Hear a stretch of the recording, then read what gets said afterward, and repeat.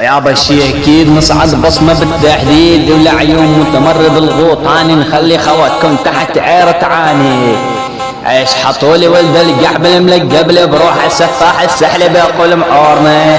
اليوم اللي اختك الحلبية وعلى عيرية صارت مشتهية ولك فرخ اخو قحبة من عيري اختك صارت مستحية.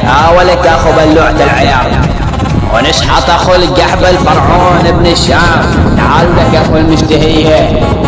الليلة اللي اختك انا وشباب الشام. اليوم اللي اختك انا ملقب باسم باتمان واختك العارة من عيري كسها صاب وجرام. مدري اليوم اني اختك بالحمام اخلي اختك العارة على زبي ما تعرف كيف بدها تنام. ولك اخو القحبة اخو بلوعة العيار. اليوم اللي اختك وانا ملقب باسم الصقار واختك العارة من عيري كسها صار يندار. لك ولك يا اخو القحبة اليوم اللي اختك انا متمرد الغوطاني.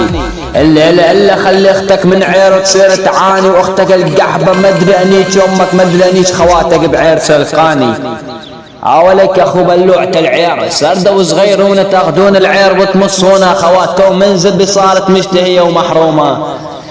وبعدين اخو القحبة فرعون انا كم مرة بدي اطلع نكل اختك. يعني من فترة لما كنت داخل باسمه بيزن الشامي طلعت نكت اختك تمام واختك نزلت خضوع قدام عيري. وهالمرة جيت وندقيت بالممرض الغوطاني تمام بس راقب لي على اختك هي مجرد كسرة صغيرة تمام وهذا تعتبره دس. اعتبره بس هيك انه مسخر على كس اختك ماشي. اعتبره مسخر هيك على كس اختك بس خلينا اخلص من عمليتي واخلص من شغلي. علي حرام اطلع عني قبر لا كسر اختك لانيكو. لا طالع اختك من قبره واشخ لك عليها يا اخو القحبة. لا طالع شهادات من قبره واشخ لك عليهم يا اخو القحبة يا اخو الحمياني. جعل عيرة بكسر اختك اخو شرموطة وهمت ما قلت لك لا تعتبره دس اعتبرك صارت على كس اختك.